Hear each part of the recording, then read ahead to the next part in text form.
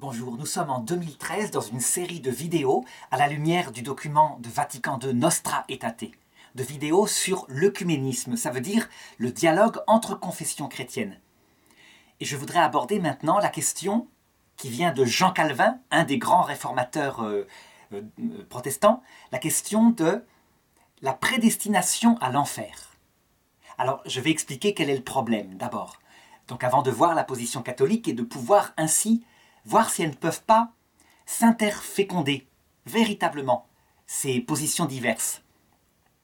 Le premier réformateur, c'est donc Martin Luther. Martin Luther, sa grande réforme théologique consiste à dire que, puisqu'il constate que lui, il est profondément pécheur, il n'arrive pas à gérer, par exemple, sa chasteté. Il le constate, il a beau lutter, c'est comme ça. Et donc, que dans la théologie classique qu'on lui apprend, s'il vient à mourir brutalement d'un arrêt cardiaque, par exemple, alors qu'il vient de pécher, qu'il ne s'est pas repenti, eh bien, il sera aussitôt conduit en enfer. Il y a donc comme une trappe qui s'ouvre devant le pécheur, parce que, comme dit Jésus, il vient comme un voleur. Et si le propriétaire de la maison, à savoir de son propre corps, de sa propre vie, savait quand est-ce que vient le Messie, il se serait préparé. Là, pas du tout. Il peut venir n'importe quand. Et donc, il y a une certaine loterie dans le salut éternel. Le salut se fait donc par la foi seule. Et pour Martin Luther, la foi est donnée par Dieu.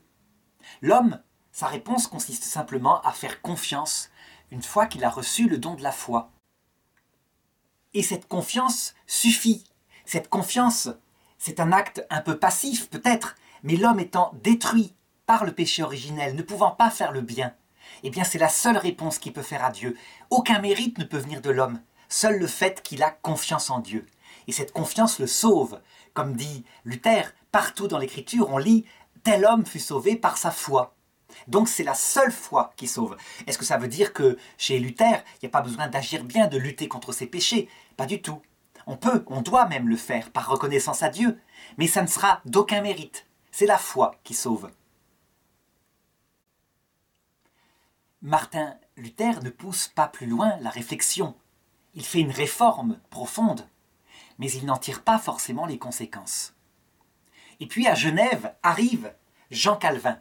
Jean Calvin, lui, c'est un thomiste à la base. Ça veut dire qu'il a étudié le grand penseur catholique qu'est saint Thomas d'Aquin, ce penseur précis, qui tire depuis des préalables, des conclusions logiques, des conséquences logiques. Et donc, voilà la question que se pose Jean Calvin. Si la foi est un don de Dieu, et que c'est la foi qui sauve, la foi seule, alors qu'est-ce qu'il en est des gens qui arrivent à la mort et qui n'ont pas reçu la foi? Il y a des gens qui ont refusé la foi, ça c'est clair. Mais qu'est-ce qu'il en est des gens qui ne l'ont jamais reçue? Jamais. Eh bien, face à ce mystère, Jean Calvin tire la conclusion suivante, que d'ailleurs il va appuyer par l'Écriture. La foi est un don de Dieu, donc le fait de ne pas recevoir la foi est une volonté de Dieu. Ce qui veut dire qu'il y a une volonté explicite de Dieu qui prédestine certains à la damnation éternelle, par sa liberté absolue. Quelle est la cause? Eh bien, Dieu, c'est le Créateur, il fait ce qu'il veut. Et d'ailleurs, voici quelques textes de l'Écriture sur lesquels Jean Calvin s'appuie pour prouver sa thèse.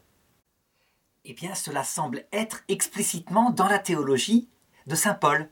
Par exemple, dans l'Épître aux Romains, chapitre 9, verset 18, saint Paul analyse la façon dont Dieu a endurci le cœur de Pharaon. Et il conclut: ainsi donc, Dieu fait miséricorde à qui il veut, et il endurcit qui il veut. Et saint Paul continue tout au long de l'Épître aux Romains, par exemple quand il réfléchit à ce qui s'est passé pour son peuple, le peuple juif, dont une partie ne s'est pas tournée vers le Christ. Eh bien il dit ceci: que conclure? Ce que recherche Israël, il ne l'a pas atteint. Mais ceux-là l'ont atteint qui ont été élus, donc les païens, qui n'étaient pas a priori destinés à recevoir le Messie. Et du coup il dit, les autres, donc ceux parmi les Juifs qui n'ont pas reçu le Messie, ils ont été endurcis. Endurcis par qui? Par Dieu. C'est quelque chose qui est une constante dans la théologie de saint Paul. On le voit par exemple dans la deuxième épître aux Thessaloniciens, au chapitre 2. C'est à propos de la venue de l'Antéchrist et de tous ces antichrists qui viennent à chaque génération finalement tenter les hommes. Eh bien saint Paul dit « Donc toutes les tromperies du mal auront servi à cet Antichrist pour établir son pouvoir. » Et il dit « Elles sont à l'adresse de ceux qui sont voués à la perdition pour n'avoir pas accueilli l'amour de la vérité qui leur aurait valu d'être sauvés. Voilà pourquoi Dieu leur envoie une influence qui les égare, qui les pousse à croire au mensonge, en sorte que soient condamnés tous ceux qui auront refusé de croire la vérité et pris parti pour le mal. » Ça veut dire que si on lit textuellement le texte de saint Paul, on a l'impression que, en fait, le salut est proposé à tout homme, mais que ceux qui ne l'ont pas reçu, ceux qui n'ont pas la foi, c'est parce qu'ils l'ont refusé. Et parce qu'ils l'ont refusé, alors Dieu les endurcit. Donc la pensée n'est pas claire en tout cas. Et ce qu'on voit, c'est que en se fixant sur l'écriture seule, eh bien, on est condamné à chercher quelque chose. Et surtout, on s'aperçoit que dans ces textes-là, saint Paul ne parle pas, par exemple, des hommes qui vivent au fin fond de la Papouasie, qu'il ne connaissait même pas à son époque, et qui ne peuvent pas avoir reçu la prédication du salut, donc la possibilité de croire. C'est problématique. Alors, quelle est la position catholique par rapport à cela? Il ne faut surtout pas que les théologiens catholiques s'exaltent et se vantent en disant « nous, on a réglé le problème ». Parce qu'en réalité, à l'époque de Calvin et Luther, on en est exactement au même stade. Je parle bien dans la théologie. Dans la théologie. Je ne parle pas du magistère. Ça veut dire de ce charisme particulier que les catholiques croient être présent dans la personne de Pierre lorsqu'il exerce, je dirais, sa fonction pour dire ce qui est vrai et ce qui est faux dans la doctrine du salut. Mais dans la théologie, c'est exactement pareil. Il n'y a qu'à regarder saint Thomas d'Aquin. Évidemment, la théologie n'est pas la même. Pour être sauvé, la foi ne suffit pas. Elle est, disons, le commencement du salut. Ça veut dire qu'un homme ne peut pas être sauvé si d'abord il ne croit pas. Puisque pour la théologie catholique, universellement, le salut, c'est dans la charité. Ça veut dire que, ayant confiance en Dieu, on établit une relation réciproque d'amour d'amitié. Mais une relation réciproque véritablement d'amour d'amitié. Ça veut dire que l'un et l'autre s'aiment réciproquement. Évidemment, pour l'homme, c'est porté par la grâce. Et du coup, l'homme peut vraiment agir pour son ami qu'est Dieu. Ces œuvres-là, évidemment, pour l'homme, il ne faut pas qu'il les considère comme des mérites. L'homme lui-même, il sait très bien qu'il est un serviteur inutile. Mais Dieu, lui, qui aime son ami, va considérer les œuvres qu'il fait, comme par exemple prier, aimer, aider son prochain, véritablement comme extraordinaires, comme des mérites. Et donc, ces œuvres-là sont simplement le fruit de la charité. Comme dit saint Jacques, « Montre-moi ta foi qui n'agit pas ». Et la charité est agissante. Donc on voit, c'est une conception qui est assez proche, finalement, de Luther, et tout de même tout à fait différente. Pour Luther, la confiance seule suffit, les œuvres, on peut les faire, on doit même les faire, mais jamais elles n'auront de mérite. Pour les catholiques, c'est la charité agissante qui sauve, et Dieu reconnaît comme méritoire cette action de la charité agissante. Le problème maintenant, c'est que ceux qui n'ont pas reçu la foi, eh bien de la même façon que pour Luther, ils arrivent à l'heure de la mort et ils ne peuvent pas avoir la charité.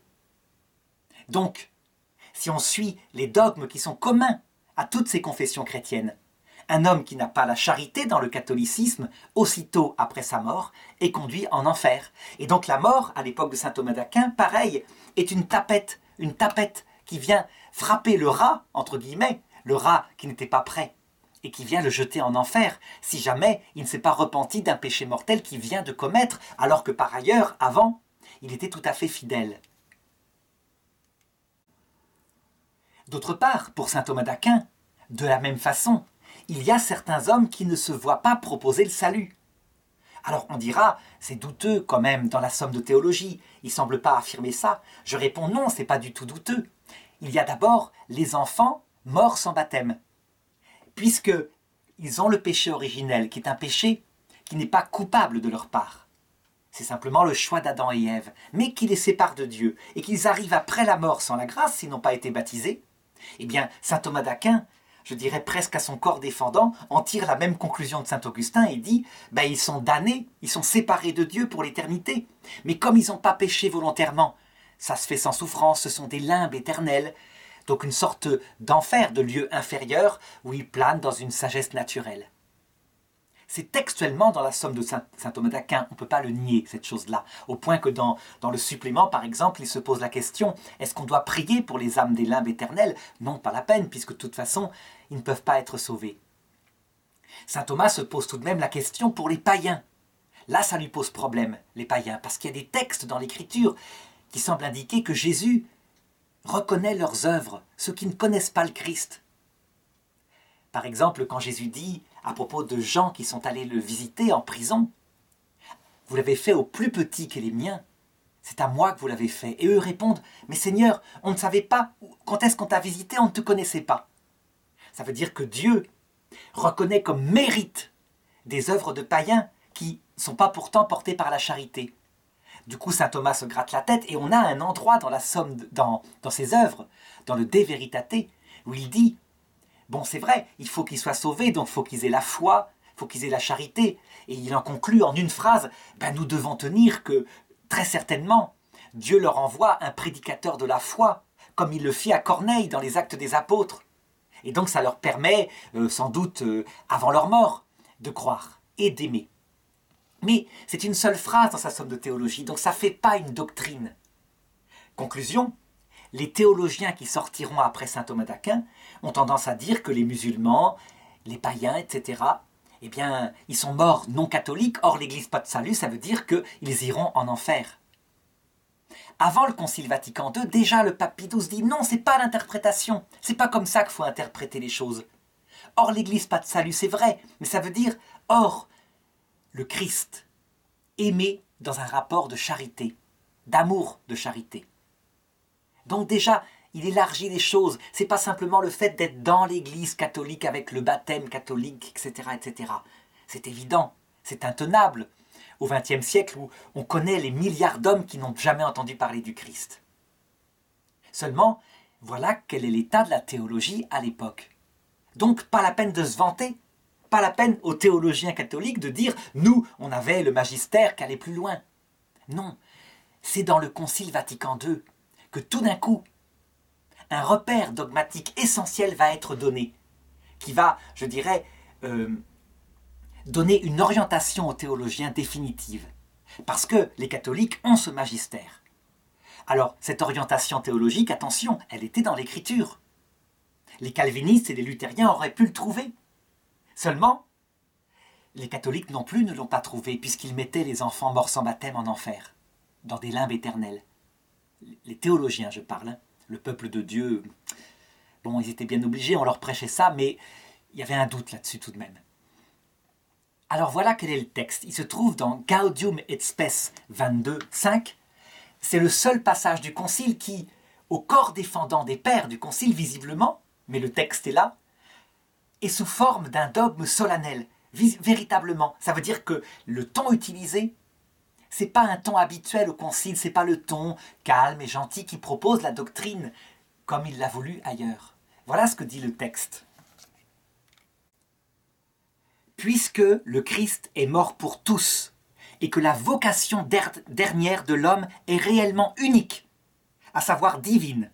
Donc en gros, ce que dit le Concile, c'est que l'homme est fait, véritablement, par nature, pour voir Dieu face à face. Il n'y a rien à faire. C'est son âme qui est marquée, elle n'est pas une âme vierge, elle est faite pour voir Dieu face à face. Alors voilà ce que dit le Concile, et c'est là que le ton est solennel. Nous devons tenir, que l'Esprit Saint offre à tous, d'une façon que Dieu connaît. Donc le Concile reconnaît ne pas connaître la manière qu'utilise Dieu. La possibilité d'être associé au mystère pascal. En termes clairs, parce qu'évidemment ce sont des théologiens qui rédigent, ça veut dire tout simplement que nous devons tenir que le salut, par une manière connue par Dieu, va être proposé à tout homme, sans exception. Tout homme, sans exception. Et dans la logique de Gaudium et Spes 22.5, le catéchisme du Concile Vatican II, le catéchisme de l'Église catholique dira L'homme qui va en enfer, c'est sa liberté qui le plonge en enfer. C'est un blasphème contre l'Esprit Saint. Il faut que, librement, il choisisse de mépriser le salut proposé par Dieu. Donc, véritablement, il y a quelque chose de nouveau et qui rejoint l'Écriture. Quand Jésus dit, en Saint Matthieu, « Tout péché, tout blasphème sera pardonné, sauf le blasphème contre l'Esprit Saint. » Le blasphème contre l'Esprit Saint, saint Thomas d'Aquin le définit très clairement. C'est un acte parfaitement lucide, aucune sorte d'ignorance, parfaitement maîtrisé, aucune faiblesse. Un acte grave qui fait que l'homme, froidement, je dirais, calmement, intelligemment, s'engage contre Dieu, sachant qui est Dieu, sachant qu'il est amour. Donc, conclusion, un acte qui sera maintenu en enfer par des gens qui diront à Dieu, ton salut, on n'en a rien à faire. Là où on est, c'est notre choix, c'est notre liberté. Alors du coup, et ça c'est quelque chose d'intéressant pour voir comment fonctionne la théologie catholique, elle est certes fondée sur l'écriture, mais pas seulement sur la tradition, ça je l'ai dit souvent. Mais elle a ce rôle du magistère qui indique des directions. Du coup, évidemment, il a fallu que les théologiens se penchent sur cette question qui ne peut pas être ignorée. Par un moyen connu de Dieu, le salut est proposé à tout homme. Évidemment, les théologiens catholiques vont chercher ce moyen lorsqu'ils le font selon la méthode catholique en s'appuyant sur les autres repères dogmatiques, qui sont quelquefois les mêmes que chez les luthériens, sauf quelques-uns, à savoir que, premièrement, pour être sauvé, il faut croire. Donc ça, c'est commun entre catholiques et luthériens. Ce qui n'est pas commun, c'est que les luthériens disent « la foi suffit », et les catholiques répondent « non, la foi, c'est le commencement qui introduit dans la charité. Donc pour être sauvé, il faut la charité. » Deuxième dogme catholique, un amour réciproque, je disais, lucide, entre Dieu et l'âme. Troisième dogme, un homme qui arrive après la mort sans la charité est aussitôt conduit en enfer. Ça, c'est aussi commun avec les catholiques, les calvinistes, les luthériens. C'est un dogme qui date du Moyen-Âge, par exemple, qui a été prononcé par le pape Benoît XII dans sa constitution Benedictus Deus. Donc il faut en tenir compte. Et enfin, autre repère dogmatique catholique, le salut sera proposé à tout homme, sans exception. Donc on en est là. Et les théologiens cherchent. Et ils se disent, mais c'est pas possible, on ne peut pas s'en sortir. Après la mort, c'est trop tard. Or, le salut est proposé à tout homme. Or, on constate qu'il n'est pas proposé à tout homme. S'il faut croire à l'évangile et aimer pour être sauvé, et il faut le faire avant la mort, ça ne va pas. Il y a un problème.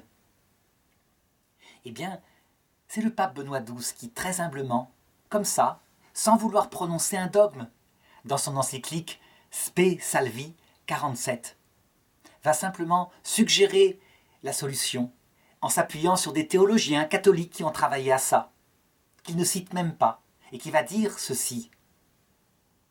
Certains théologiens récents sont de l'avis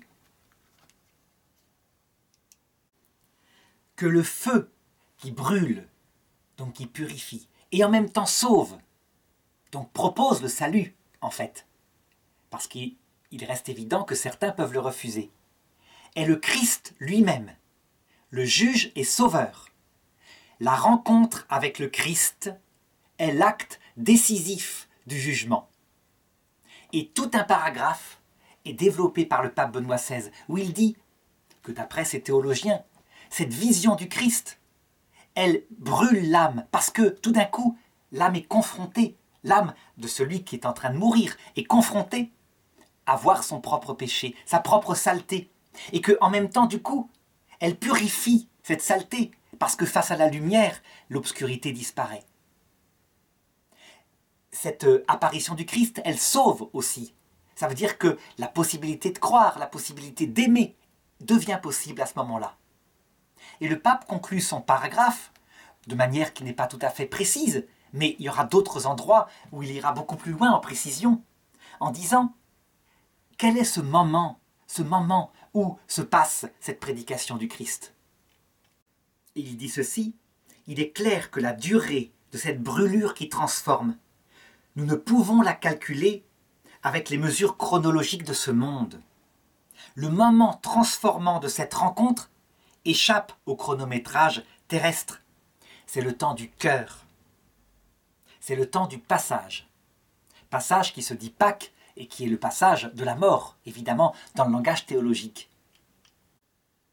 Donc, très concrètement, la solution à tous ces dogmes qui, chez les catholiques, s'imposent, serait simplement de dire que la mort, eh bien, c'est un passage où il se passe des choses qu'on ne peut pas chronométrer. Peut-être que la mort, au moment où le cœur s'arrête, où l'âme est encore dans le corps, où elle va sortir, elle dure quelques secondes. Mais dans ce temps intérieur de l'âme, peut-être qu'elle lui paraît durer 3 jours, 10 jours, 20 jours. Peut-être que c'est autre chose. Peut-être que c'est un véritable passage, un peu comme le désert entre l'Égypte et la terre promise. Donc qui peut durer, je dirais, vraiment un temps important. En tout cas, c'est dans ce moment-là que le salut est proposé par l'apparition du Christ lui-même. Alors évidemment, la critique des protestants va venir immédiatement en disant « Mais votre théologie à vous, catholiques, eh bien, elle consiste à sortir des choses qui ne sont pas dans l'Écriture. » Eh bien, je mets au défi les protestants, une fois que cette intuition, venant du pape Benoît XVI, est dans leur tête, de regarder dans l'Écriture, si par hasard ça n'y serait pas. De regarder en particulier tous les textes qui parlent du retour du Christ, et que nous, habituellement, d'un seul homme, tous les chrétiens, ont appliqué à la fin du monde.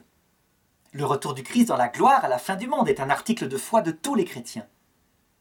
Eh bien, qu'ils regardent des passages comme celui-ci. Le retour du Fils de l'homme sera comme l'éclair de l'Orient à l'Occident. Et un peu plus loin, en Saint Matthieu, en ce jour-là, 2 hommes seront dans un champ, l'un sera pris, l'autre laissé. 2 femmes seront au lavoir, l'une sera prise, l'autre laissée. Alors l'interprétation qu'on se disait habituellement, c'est que l'une est prise au paradis, l'autre laissée en enfer. Non, c'est peut-être tout simplement que l'un des 2 a un infarctus et l'autre reste dans son champ avec son compagnon qui est mort. Il y a d'autres textes de ce genre-là.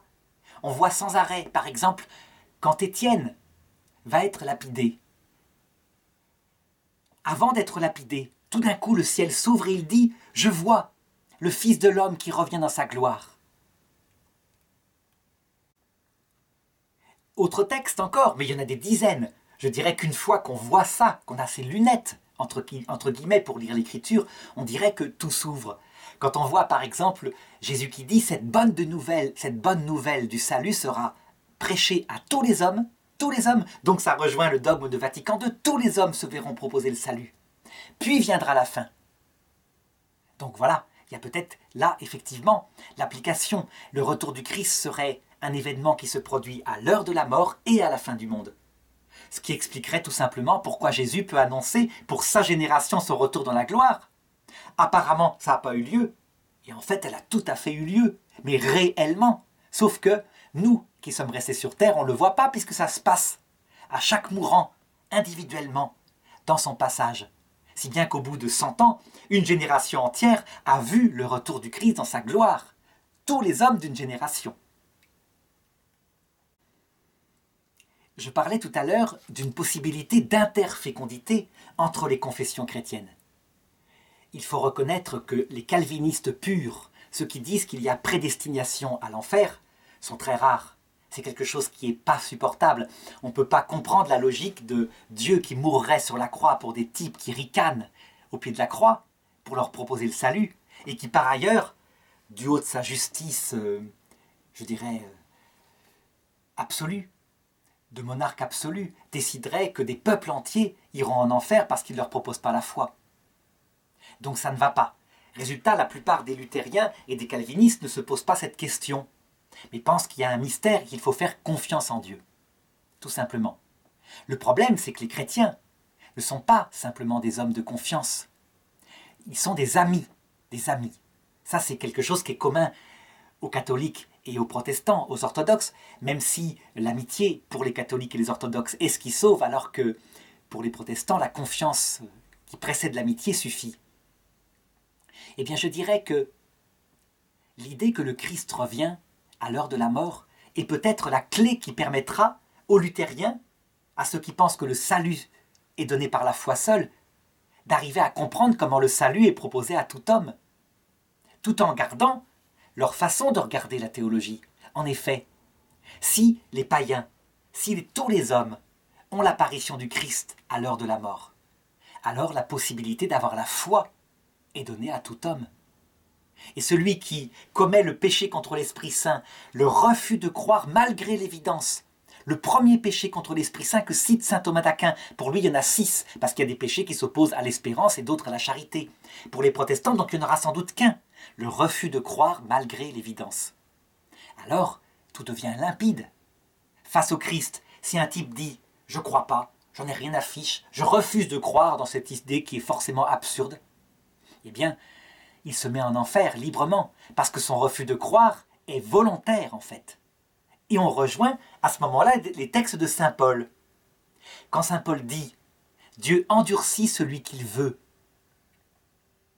eh bien en fait, ça signifie tout simplement qu'il endurcit provisoirement celui qu'il veut. Provisoirement. En ce sens qu'il peut y avoir un moment sur la terre où Dieu effectivement endurcit un homme pour qu'il chute, et afin qu'il soit sauvé. Donc non pas afin qu'il soit perdu, comme interprète Calvin, mais afin qu'il soit sauvé, un peu comme l'enfant prodigue qui, ayant mangé pendant des semaines la nourriture des cochons, se met à repenser à son père et revient vers son père et est sauvé. Là, tout d'un coup, tout prend sens. Dieu veut le salut de tout le monde, il ne prédestinerait personne à l'enfer, mais il proposerait son salut à l'heure de la mort. Donc, pour les calvinistes et les luthériens, par le fait que tout le monde peut croire, ou refuser de croire, et pour les catholiques et les orthodoxes, par le fait que tout le monde peut aimer, ou refuser d'aimer.